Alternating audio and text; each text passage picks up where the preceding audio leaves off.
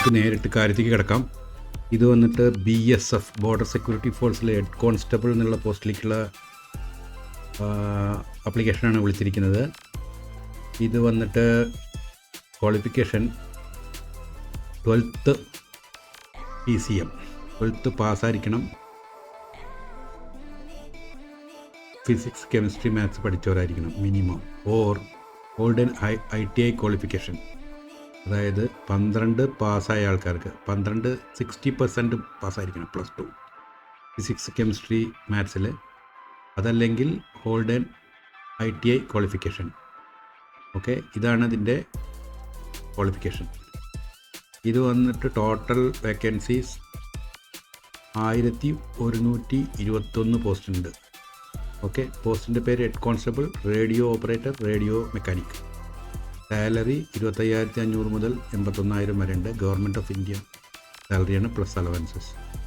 Application dates already സ്റ്റാർട്ടായിട്ടുണ്ട്. September 23 വരെ നിങ്ങൾക്ക് അപ്ലൈ ചെയ്യാൻ പറ്റും. പിന്നെ ഇതിൽ പറഞ്ഞിരിക്കുന്നതെല്ലാം ബ്ലാ ബ്ലാ ബ്ലാ ബ്ലാ നിങ്ങൾ വായിച്ച് നോക്കൂ. ഓക്കെ, ഇതിലിപ്പോൾ മെയിനായിട്ട് നിങ്ങൾക്ക് അറിയേണ്ട കാര്യങ്ങൾ എന്താണ്? ക്വാളിഫിക്കേഷൻ ഒന്നുകൂടി ഞാൻ പറയാം. 12th പാസ് വിത്ത് 60% മാർക്സ് ഫിസിക്സ് കെമിസ്ട്രി മാത്സ് ആയിരിക്കണം എടുത്തിരിക്കുന്നത്. അതല്ലെങ്കിൽ ITI. ഓക്കെ, അതായത് 12th ഓർ ITI എന്ന് പറയാം.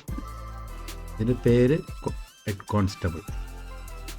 ഓക്കെ, ഇനി വന്നിട്ട് ഇതിൻ്റെ പേ സ്കെയിൽ പറഞ്ഞു. 25,500 മുതൽ 81,000 വരെ. ലൊക്കേഷൻ, ജോബ് ലൊക്കേഷൻ അക്രോസ് ഇന്ത്യയിൽ എവിടെയും പോസ്റ്റിംഗ് ആവാം.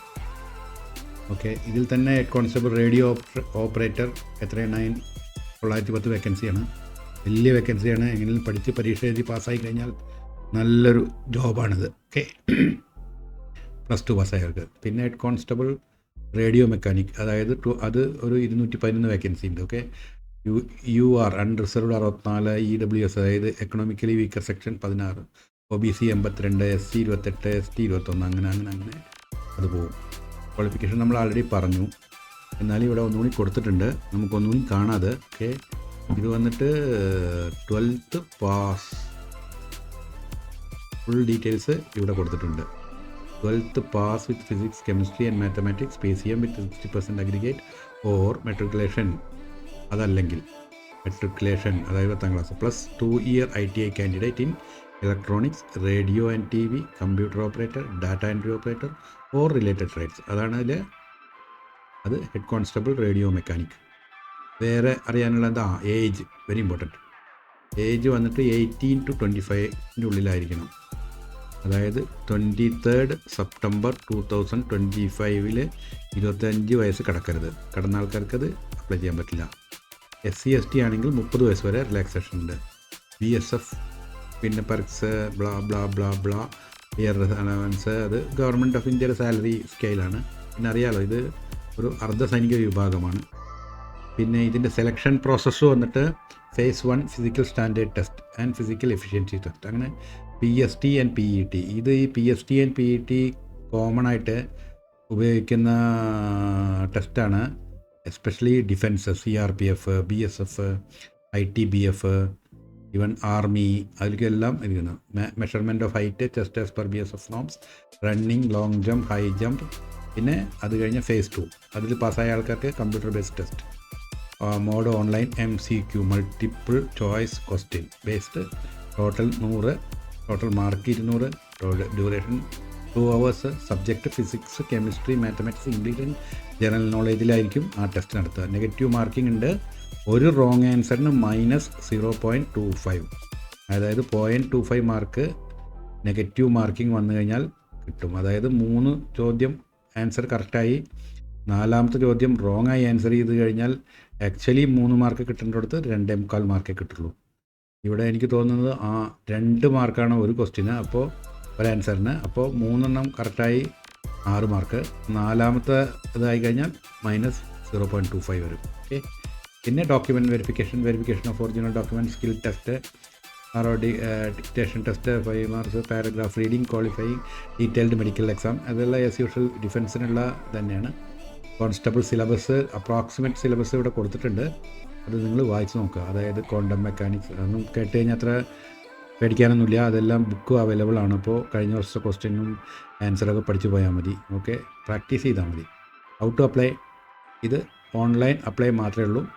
മൊബൈൽ നമ്പർ, ഇമെയിൽ ID വേണം, സ്കാൻഡ് ഫോട്ടോഗ്രാഫ്സ് വേണം, സിഗ്നേച്ചർ വേണം, അതൊരു വെള്ള പേപ്പറിൽ signature, identify proof, Aadhaar or PAN, 10th 12th or ITI certificate, caste ആണെങ്കിൽ അത് കാസ്റ്റ് സർട്ടിഫിക്കറ്റ് ഹാജരാക്കണം. വിസിറ്റ് ഇതാ ഇവിടെ ഇത് കൊടുത്തിട്ടുണ്ട്. അപ്പോൾ നിങ്ങൾ വിചാരിക്കും ഇതിപ്പോൾ എങ്ങനെ അപ്ലൈ ചെയ്യാന്നുള്ളത്. സ്ക്രീനിൽ പ്രസ് ചെയ്താൽ കിട്ടില്ലല്ലോ. ഇതിൻ്റെ ഈ ഇപ്പം ഞാൻ വായിച്ചുകൊണ്ടിരിക്കുന്ന ഈ വെബ്സൈറ്റിൻ്റെ ലിങ്ക് ഈ വീഡിയോൻ്റെ ഡിസ്ക്രിപ്ഷനിൽ കൊടുക്കും. അപ്പോൾ അതിൽ പ്രസ് ചെയ്താൽ ഞാൻ ഈ കാണുന്നതെല്ലാം നിങ്ങൾക്ക് ലൈവായി കാണും. അതായത് പ്രസ് ചെയ്ത് കഴിഞ്ഞാൽ നിങ്ങൾക്ക് അതിലേക്ക് കയറാൻ പറ്റും. ഓക്കെ, അതിൽ പോവുക, ഈ അപ്ലൈ ഓൺലൈനിൽ പ്രസ് ചെയ്യുക. അത് കഴിഞ്ഞ് റിക്രൂട്ട്മെൻറ്റ് ഓപ്പണിംഗ് ടാബ് എടുക്കുക, select BSF head constable RO or RM 2000 apply here കൊടുക്കുക, കംപ്ലീറ്റ് 1 ടൈം രജിസ്ട്രേഷൻ. അതിനി അടുത്ത പ്രാവശ്യം നിങ്ങൾ BSFന് അപ്ലൈ ചെയ്യുമ്പോഴും ഈ login user ID password pay ചെയ്യുക. അതിന് വേണ്ടിയാണ് ഇപ്പോൾ എല്ലാം അങ്ങനെയാണ്.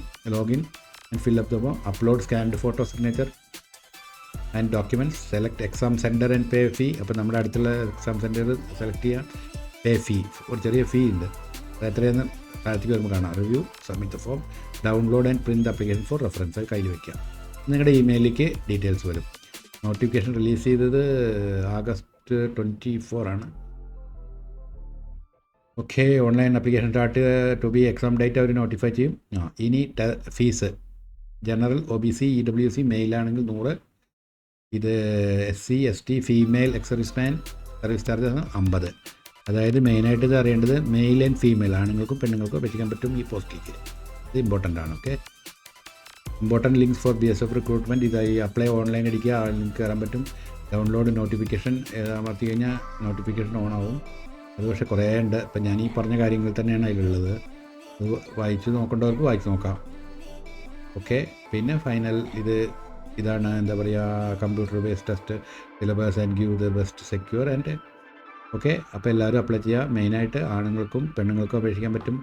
പിന്നെ മെയിനായിട്ടുള്ളത് എന്താ വെച്ചാൽ ഇപ്പോൾ നിങ്ങൾ കണ്ടുകൊണ്ടിരിക്കുന്ന സ്ക്രീനിൻ്റെ ലിങ്ക്, അതായത് ഇപ്പോൾ ഞാൻ വായിച്ചുകൊണ്ടിരിക്കുന്ന വെബ്സൈറ്റ് ഇവിടെ കാണാനുണ്ടല്ലോ, നിങ്ങൾക്ക് ഇവിടെ കാണുന്നില്ലേ, ഈ സാധനത്തിൻ്റെ ലിങ്ക് ഞാൻ എൻ്റെ ഡിസ്ക്രിപ്ഷനിൽ കൊടുക്കും. അപ്പോൾ അതിൽ പ്രസ് ചെയ്താൽ നിങ്ങൾക്ക് അവിടെ പോകാൻ പറ്റും. ഓരോ ലിങ്കിലും അമർത്തി കഴിഞ്ഞാൽ നിങ്ങൾക്ക് അപ്ലൈ ചെയ്യുക, നോട്ടിഫിക്കേഷൻ വായിക്കുക, അങ്ങനെ അത് അപ്ലൈ ചെയ്യുക. ഓക്കെ, മെയിൻ 2 കാര്യങ്ങൾ, ഇത് വന്നിട്ട് 12th പാസ് ഓർ ITI ആണുങ്ങൾക്കും പെണ്ണുങ്ങൾക്കും അപേക്ഷിക്കാൻ പറ്റും. വെരി ഇമ്പോർട്ടൻ്റ് ആയിട്ടുള്ളതാണ്, ഒരുപാട് വേക്കൻസി.